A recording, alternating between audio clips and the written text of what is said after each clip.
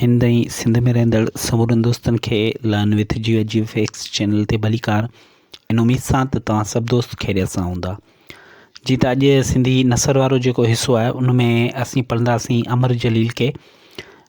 अमर जलील जेको सिंधी अदब में इंतिहाई अहम शख़्सियत आहे ऐं हिन में जेके अहम नुक़्ता मूं ॾिना आहिनि उहे तव्हांजे ईंदड़ टेस्टनि में तव्हांजे लाइ मददगार साबित थी सघनि था, या सिंधी 9 क्लास जा जेके शागिर्द आहिनि उन्हनि जे लाइ बि हीउ वीडियो जेको आहे उहो इंतिहाई अहम आहे। जेके बोर्ड जा पेपर थींदा या MCQs टाइप जेके बि क्वेश्चन ईंदा उहो उन्हनि में जेके आहे ही नोट्स उन्हनि खे कमु ॾींदा।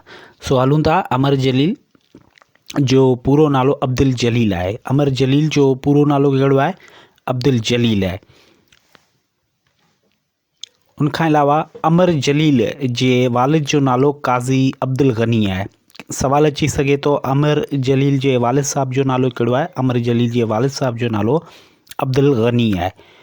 अब्दुल जलील वल्द अब्दुल गनी। अमर जलील 9 नवंबर 1936 ईस्वी ते ॼाओ। अमर जलील साहब कॾहिं पैदा थियो? 9 नवंबर 1936 ईस्वीअ ते पैदा थियो। अमर जलील कहिड़े शहर में पैदा थियो? अमर जलील रोहिड़ी शहर में पैदा थियो। इहो बि इंतिहाई अहम सवाल आहे त अमर जलील किथे पैदा थियो या कहिड़े शहर में पैदा थियो, त इन जो सही जवाब थींदो अमर जलील साहब रोहिड़ी शहर में पैदा थियो। अच्छा, सिंधी अदब में जेको आहे अमर जलील जी कहिड़ी हैसियत आहे या अमर जलील कहिड़ी सिन्फ़ तौरु सुञातो वञे थो? त 3 सिन्फ़ूं, हिकिड़ी कहाणीकार ऐं उनखां अलावा ॿियो ड्रामा निगार ऐं कालम निगार आहे। अमर जलील सिंधी अदब में हिकु बहितरीनु कहाणीकार आहे, उनखां अलावा ड्रामा निगार ऐं कालम निगार आहे। संदसि कहाणियूं इंतिहाई मशहूरु कहाणियूं आहिनि सिंधी अदब में।